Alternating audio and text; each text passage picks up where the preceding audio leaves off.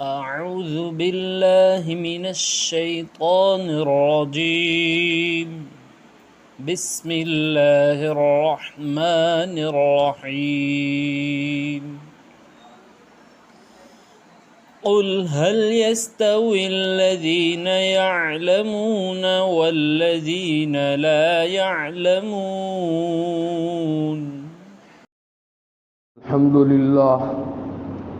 الحمد لله كفى وسلام على عباده الذين اصطفى أما بعد أعوذ بالله من الشيطان الرجيم بسم الله الرحمن الرحيم ومن شر حاسد إذا حسد.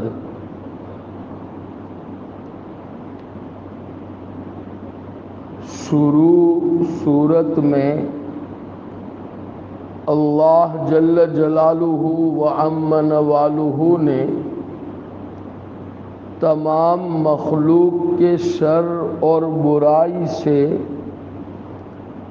اللہ کی پناہ مانگنے کی تعلیم دی ہے کہ جتنی بھی مخلوق اس کائنات میں ہیں ان تمام کے شر اور برائی سے تم اللہ کی پناہ مانگو.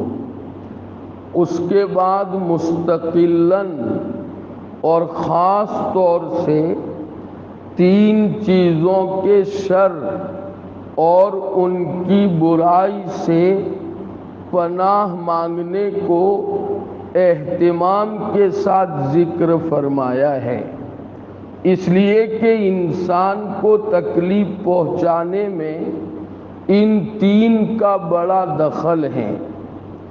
پہلی بات اندھیرے کے شر سے، برائی سے جب وہ چھا جائے، ضروری تفصیل اس کے متعلق پچھلی مجلس میں ہو چکی ہے. نمبر 2 ان لوگوں کے شر اور برائی سے جو گروہوں میں پھونک کر لوگوں کے اوپر جادو کرتے ہیں اور ان کو تکلیف اور پریشانی میں مبتلا کر دیتے ہیں. اللہ جل جلالہ و عم نوالہ نے فرمایا ان کے شر اور ان کی برائی سے بھی تم خصوصیت کے ساتھ اللہ تعالیٰ کی پناہ مانگو. اور نمبر 3 حاسد کے شر اور برائی سے بھی جب وہ حسد کرے تم اللہ کی پناہ مانگو. گزشتہ مجلس میں اسی تیسری چیز کے متعلق کچھ باتیں بتائی گئی تھی. بتایا گیا تھا کہ حسد کہا جاتا ہے کسی کو اللہ جل جلالہ و عم نوالہ نے کوئی نعمت عطا فرمائی، مثلا مال عطا فرمایا، جائیداد عطا فرمائی، اس کو لوگوں کے درمیان شہرت اور مقبولیت عطا فرمائی، علم سے سرفراز فرمایا، کوئی عہدہ اور منصب اللہ کی طرف سے اس کو ملا، تجارت میں خوب ترقی ہونے لگی. کوئی بھی نعمت اللہ نے کسی کو عطا فرمائی، اب دوسرے آدمی کے دل میں یہ جلن پیدا ہوئی کہ یہ نعمت اس کو کہاں سے مل گئی، یہ نعمت اس سے چھین جانی چاہیے، سلب ہو جانی چاہیے، چاہے مجھے ملے یا نہ ملے. اس کو حسد کہا جاتا ہے. یہ بہت بڑی اور بری باطنی بیماری ہے جس کے علاج کی اشد ضرورت ہے. امام غزالی نور اللہ مرقدہ جو بہت بڑے اور زبردست عالم گزرے ہیں اور وہ تصوف و سلوک کے بھی بڑے ماہر اور امام تھے، انہوں نے اپنی کتاب احیاء العلوم میں حسد کے مختلف درجے تحریر فرمائے ہیں اور ان تمام کا حکم لکھا ہے، اور حسد کی بیماری سے نجات کے لیے کیا علاج انسان کو اختیار کرنا چاہیے، اس پر بھی تفصیلی گفتگو فرمائی ہے۔ بہت قیمتی مضمون ہے امام غزالی نور اللہ مرقدہ کا، اس لیے خیال ہوا کہ اس مضمون کا خلاصہ اس مجلس میں پیش کیا جائے۔ حضرت الامام علیہ الرحمہ لکھتے ہیں، حسد کا پہلا درجہ یہ ہے کہ کسی کی نعمت دیکھ کر آدمی کے دل میں غیر اختیاری طور پر جلن پیدا ہو گئی۔ نعمت دیکھ کر اس کو تکلیف ہونے لگی، کڑھن پیدا ہو گئی کہ یہ نعمت اس کو کیسے مل گئی۔ غیر اختیاری طور پر یہ خیال انسان کے دل و دماغ میں آیا، یہ حسد کا پہلا درجہ ہے۔ دوسرا درجہ حسد کا یہ ہے کہ جو خیال دل میں آیا تھا وہ شدت کے ساتھ دل میں جمع، اور بڑی سختی سے یہ تقاضا دل میں پیدا ہو گیا کہ جو نعمت اس کے پاس ہے وہ اس سے چھین جانی چاہیے، سلب ہو جانی چاہیے۔ یہ شدت سے تقاضا پیدا ہوا، یہ حسد کا دوسرا درجہ ہے۔ اور حسد کا تیسرا درجہ یہ ہے جو تقاضا شدت کے ساتھ دل میں پیدا ہوا تھا، آدمی اس میں اپنے اختیار سے غور و فکر کرنے لگا، سوچنے لگا کہ واقعی یہ نعمت اس کو نہیں ملنی چاہیے، کیسے مل گئی؟ اور سوچنے کے بعد جس پر حسد ہوا ہے اس کے خلاف اس نے کارروائی کرنا شروع کر دیا۔ مثلا اس کو مقبولیت عطا ہوئی تھی، اس پر حسد ہوا تو اس نے جس پر حسد ہوا ہے مجلسوں میں اس کی غیبت کرنا شروع کر دیا، اس پر بہتان لگانا شروع کر دیا، طرح طرح کی غلط چیزیں اس کی طرف منسوب کرنا شروع کیا تاکہ لوگوں کی نظر میں یہ بدنام اور ذلیل ہو جائے، یہ رسوا ہو جائے۔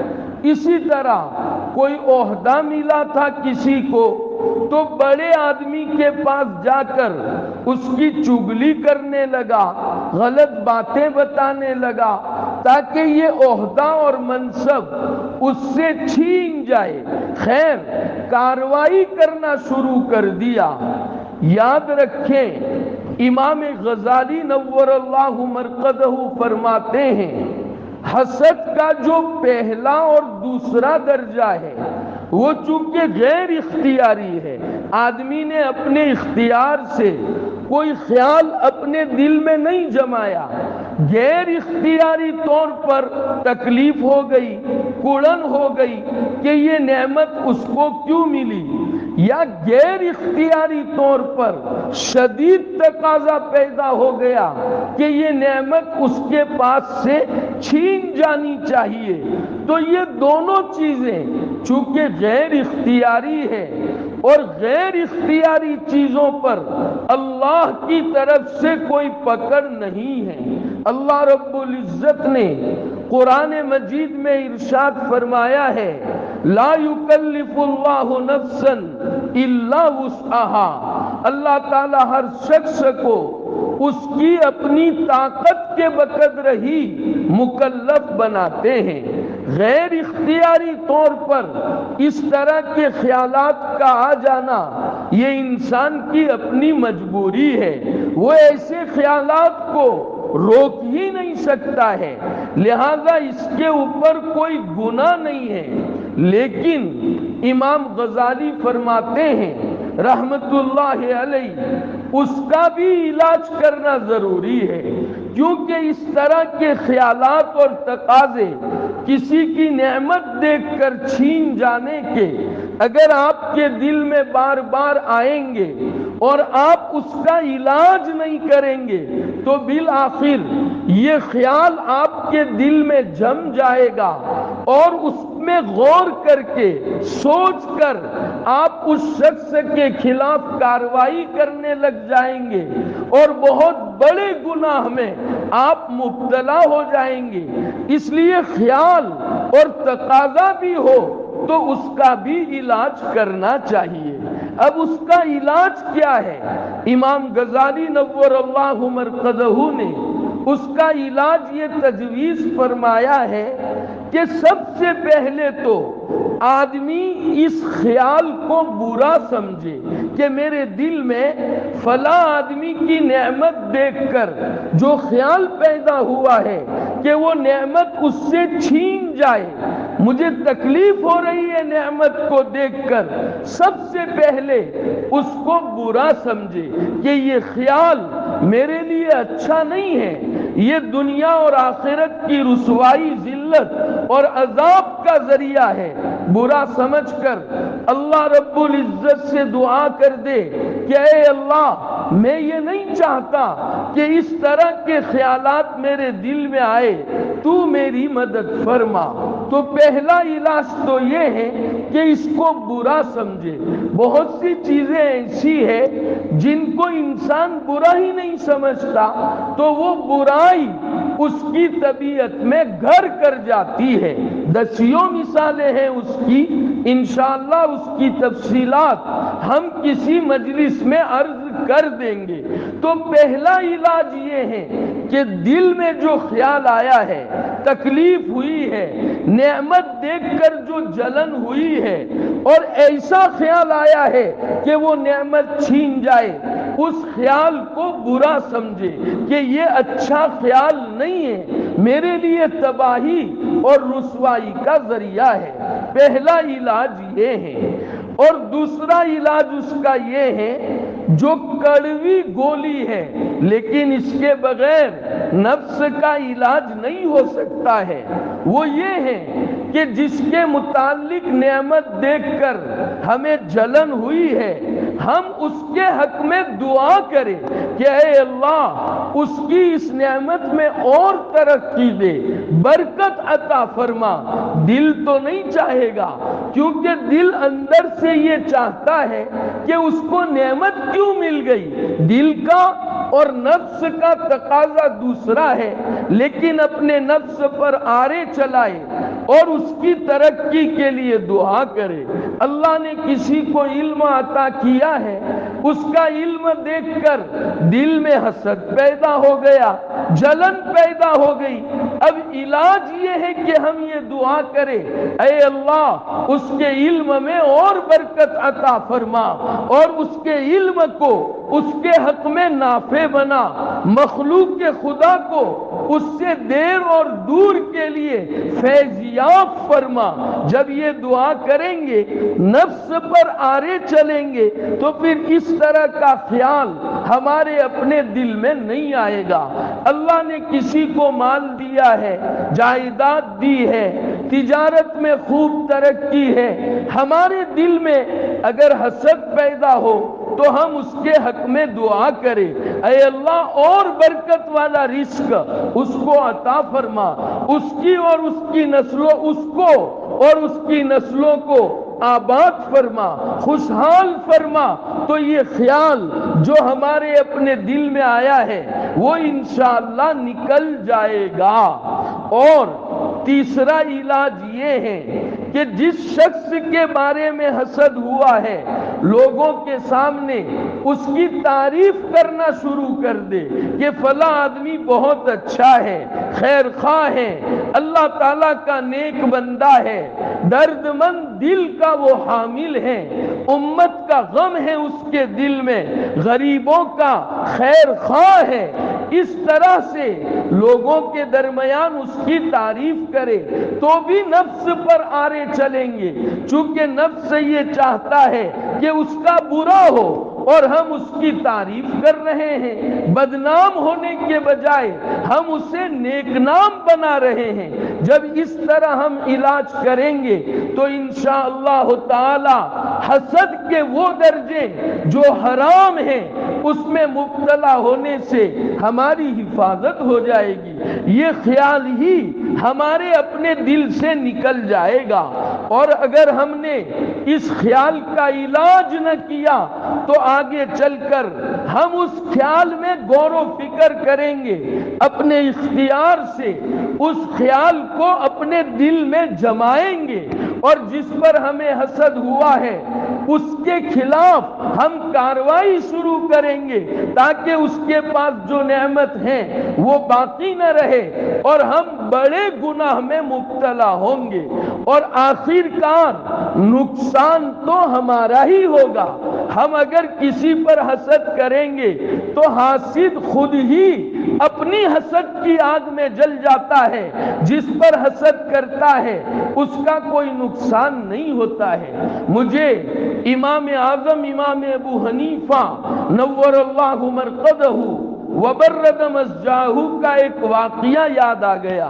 اللہ تعالیٰ نے ہمارے امام اعظم نور اللہ مرقدہ کو علم و عمل اور تقوی میں بہت اونچا مقام عطا فرمایا تھا۔ حضرت کی سوانح اگر ہم پڑھے تو پتہ چلے اللہ نے علم و عمل میں کس قدر مقام بلند حضرت کو عطا فرمایا تھا۔ تو لوگوں کو اور اس زمانے کے علماء کو اور دوسرے لوگوں کو امام اعظم کے اوپر بہت زیادہ حسد تھا کہ یہ علم و عمل میں اتنا آگے کیسے بڑھ گیا ہے، اور معاشرے میں اور لوگوں میں اس کو مقبولیت کیسے حاصل ہوئی ہے۔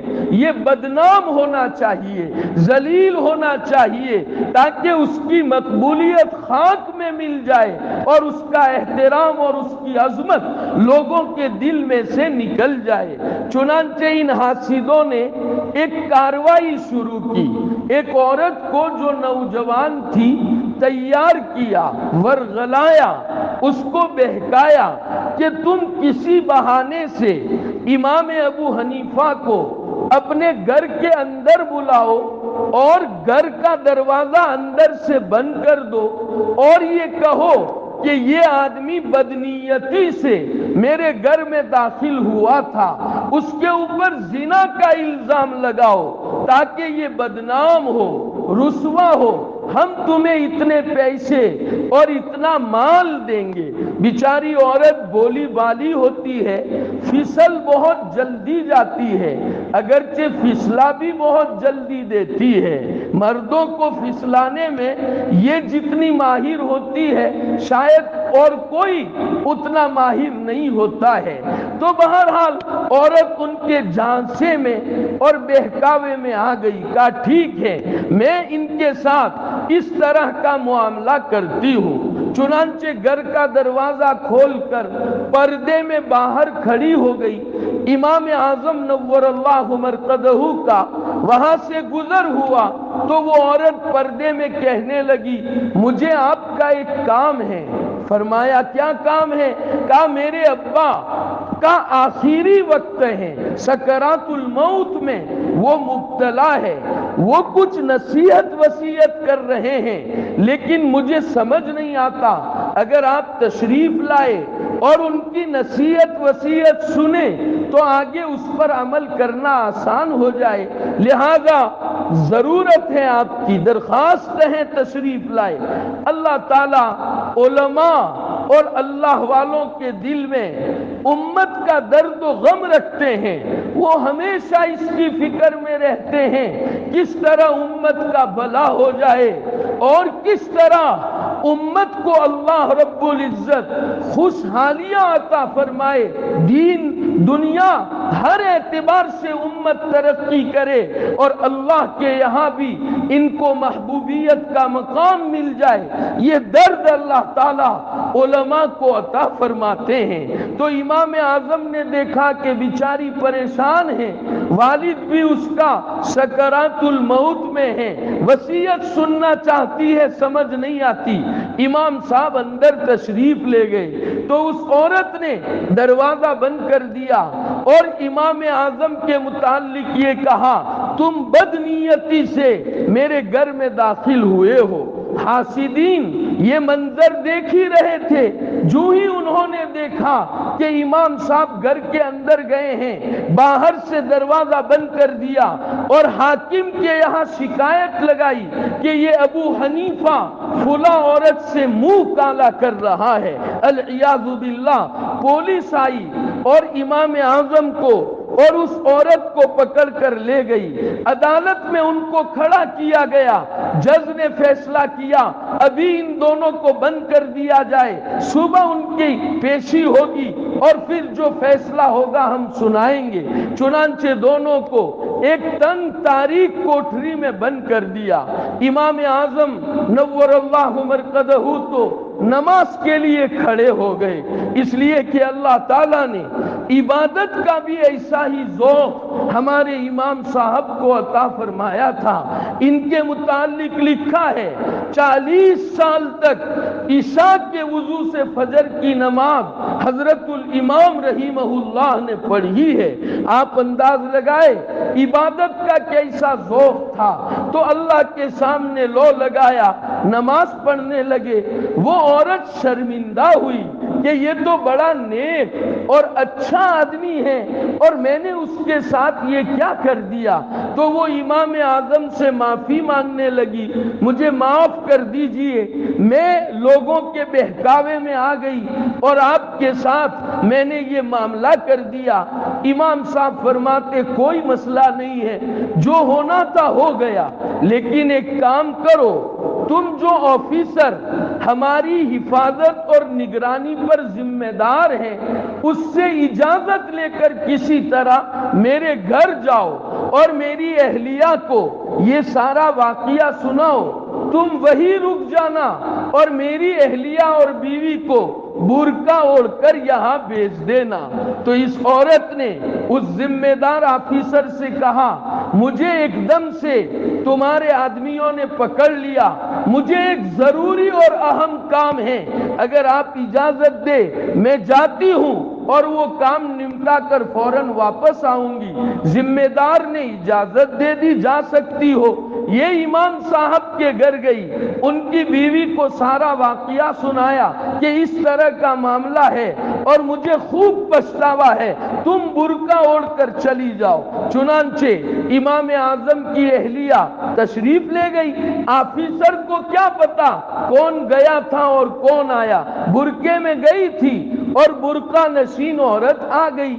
صبح میں عدالت میں ان کو پیش کیا گیا، امام صاحب نے فرمایا جج سے میرا کوئی قصور نہیں ہے، میں جس عورت کے ساتھ تھا وہ تو میری بیوی ہے۔ لوگوں نے کہا غلط کہتا ہے، بیوی نہیں ہے۔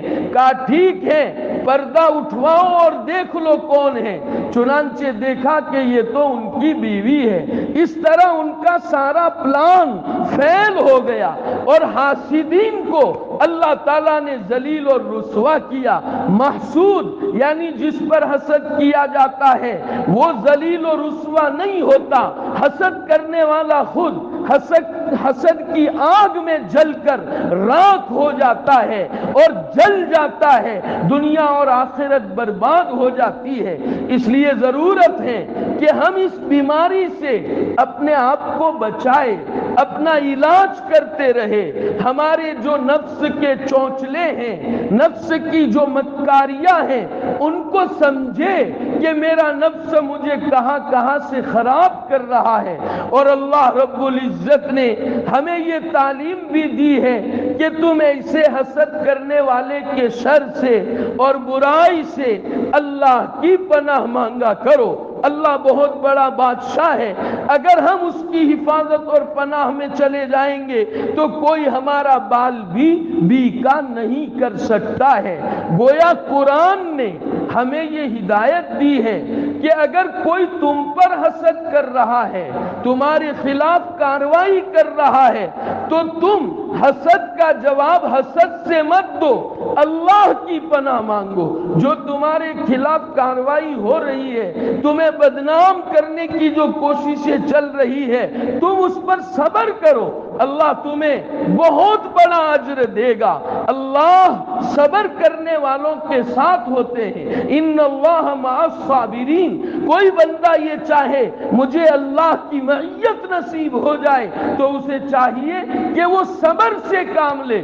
تو ہمیں کسی حاسد کے خلاف کوئی کارروائی کرنے کی کوئی ضرورت نہیں ہے۔ حسبنا اللہ ونعم الوکیل، اللہ ہمارے لیے کافی ہے اور وہ بہترین کارساز ہیں، لہذا ہم اللہ کی پناہ مانگے اور ساتھ ساتھ اس بیماری سے اپنے آپ کو بچائے۔ ایک آخری بات کر کے بات ختم کرتے ہیں۔ ایک چیز ہے رشک، غیبتہ۔ اس کا مطلب یہ ہے کہ آپ نے کسی کے پاس کوئی نعمت دیکھی اور آپ کے دل میں یہ آیا کہ وہ نعمت اس کے پاس باقی رہے اور اللہ وہ نعمت مجھے بھی عطا کر دے۔ اس کو رشک اور غیبتہ کہتے ہیں۔ دنیاوی مباح امور میں یہ رشک جائز ہے، مباح امور میں جو ناجائز حرام اور گناہ ہے اس میں تو رشک کرنے کی گنجائش ہے ہی نہیں۔ جو مباح امور ہیں، مثلا اللہ تعالیٰ نے کسی کو سواری کے لیے اچھی گاڑی عطا کر دی، اب آدمی دل میں سوچے یہ نعمت اس کے پاس باقی رہے، اللہ اس نعمت میں اس کو ترقی دے اور یہ نعمت مجھے بھی مل جائے، تو اس میں کوئی حرج نہیں ہے، یہ جائز ہے۔ اور دینی امور میں رشک کرنا خالی جائز نہیں ہے بلکہ مستحسن اور مطلوب ہے۔ اللہ تعالیٰ اپنے بندوں سے یہ رشک چاہتے ہیں۔ مثلا اللہ نے کسی کو تقوی کی دولت سے سرفراز فرمایا ہے، اب آدمی اپنے دل میں یہ سوچے اللہ اس کے تقوی میں خوب برکت دے، وہ خوب پھلے اور پھولے، اللہ مجھے بھی تقوی کے زیور سے آراستہ کر دے، یہ نعمت اللہ مجھے بھی دے دے، کتنا اچھا۔ یہ رشک مستحسن اور مطلوب ہے، لیکن دنیا کی محبت ہمارے اپنے دلوں میں گر کر گئی ہے۔ دنیاوی امور میں تو ہم رشک کرتے ہیں، دینی امور و معاملات میں ہمارے دل میں کوئی کیفیت اور کوئی جذبہ ہم محسوس نہیں کرتے۔ ضرورت ہے دین کی عظمت اپنے دل میں پیدا کی جائے اور یہ جو روحانی اور باطینی اور نفسانی بیماریاں ہیں، اللہ تعالی ہم کو ان کے علاج کی توفیق اور سعادت نصیب فرمائے۔ بغیر اس کے آدمی اپنے اللہ کے یہاں کا محبوب اور مقبول کبھی نہیں بن سکتا ہے۔ ضرورت ہے ان بیماریوں کو سمجھے اور اس کے علاج کی فکر کرے۔ اللہ ہمیں اس کی توفیق و سعادت نصیب فرمائے۔ بطور خاص یہ اعلان کرنا ہے، جیسے ہم سب کو معلوم ہے کہ کل آئندہ ہم نے نوجوان اور دیگر عورتوں کے لیے ایک کیمپ رکھا ہے جو انشاءاللہ جامع مسجد میں نیچے جو ہال ہے مرکز مسجد کا، اس میں یہ کیمپ منعقد ہوگا۔ اصل میں یہ کیمپ اور اس طرح کے جلسے کیوں کیے جاتے ہیں؟ اس کا مقصد یہی ہے کہ گاؤں کے جتنے بھی لوگ ہیں الحمدللہ جن کے دلوں میں دین کی عظمت ہے، یہ صرف علماء کے لیے نہیں سب کا کام ہے، ان کی یہ فکریں ہوتی ہے کہ کسی طرح ہمارے بھائیوں نوجوانوں میں اور ہماری ماؤں بہنوں اور نوجوان بہنوں بیٹیوں میں دین کی عظمت پیدا ہو جائے، اس لیے یہ کاوشیں ہوتی ہے۔ اس لیے کہ جب کسی چیز کی عظمت دل میں آ جاتی ہے تو پھر آدمی کا اس کے اوپر چلنا آسان ہو جاتا ہے، پھر کوئی چیز اس کے لیے رکاوٹ نہیں بنتی۔ دل میں بس اس چیز کی عظمت آ جائے، اس کا احترام آ جائے، اس کو حاصل کرنے کا شوق پیدا ہو جائے، چسکا لگ جائے تو پھر چلنا آسان ہو جاتا ہے۔ میں دین پر کیوں نہیں چلتا؟ اس لیے کہ دین کی عظمت میرے دل میں نہیں ہے۔ اگر عظمت پیدا ہو جائے اور میں یہ سوچنے لگوں دین میرے لیے سب سے زیادہ اہم ہے تو اب دین پر چلنا انسان کے لیے آسان ہو جائے گا۔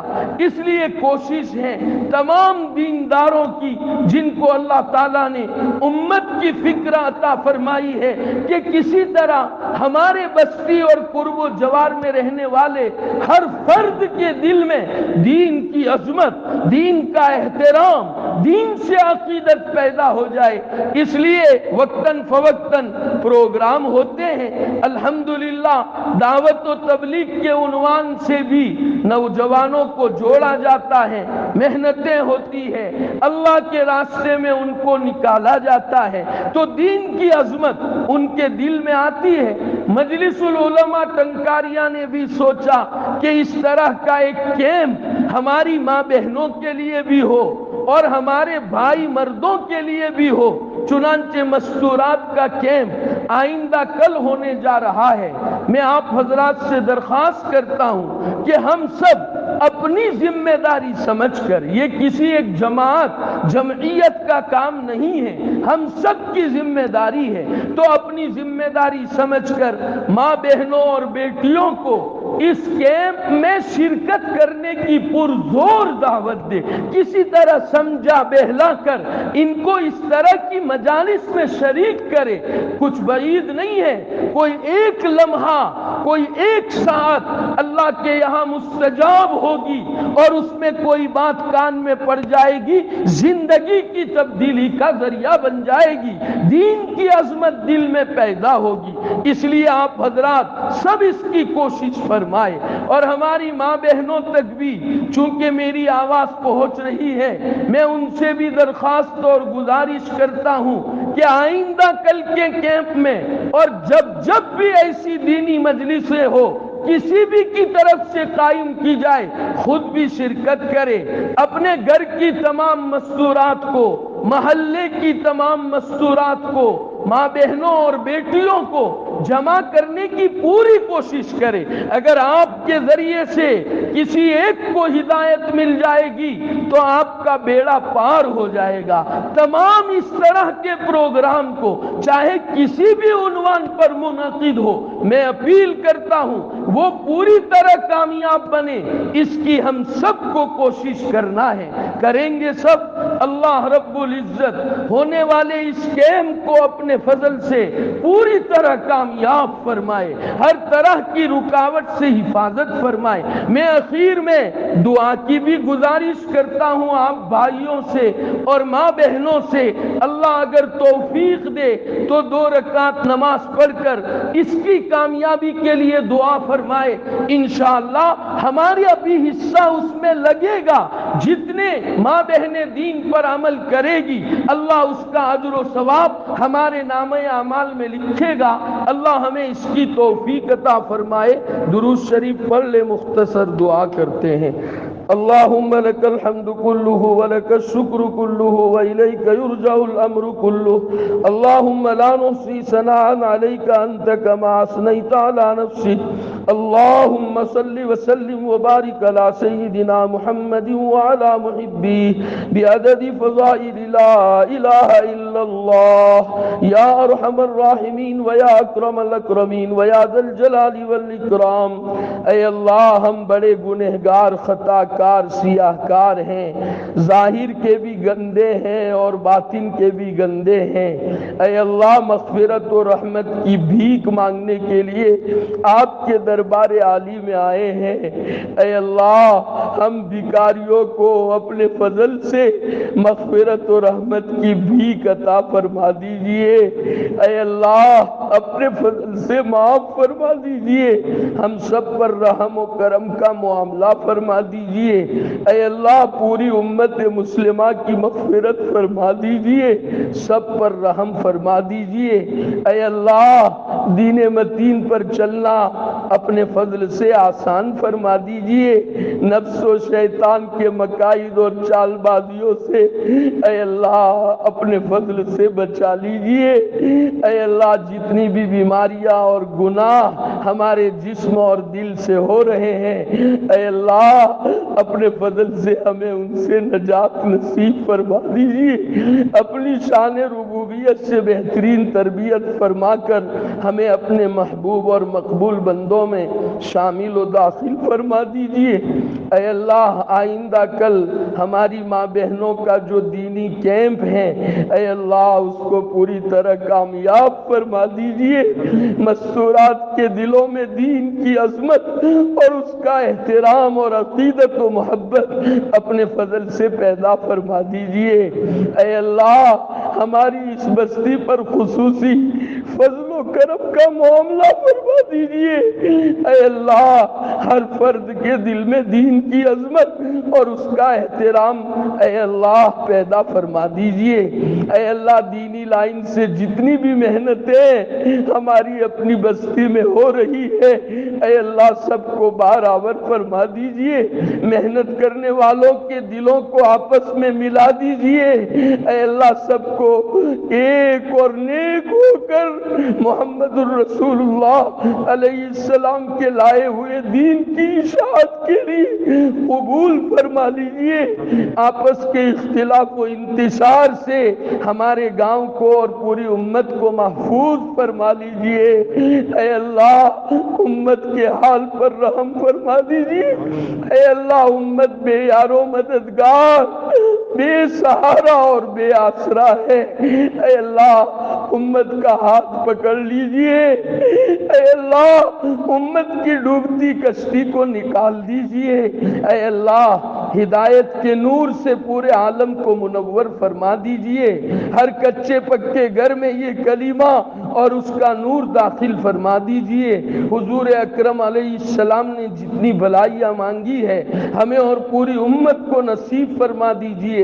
جن شرور سے پناہ چاہی ہے ہماری اور پوری امت کی پوری حفاظت فرما دیجئے۔ اے اللہ ہم آپ سے مانگ کر کبھی محروم نہیں ہوئے ہیں، اس مرتبہ بھی اور آئندہ بھی کبھی محروم نہ فرمائیے۔ وصلی اللہ علی النبی الکریم برحمتک یا ارحم الراحمین آمین۔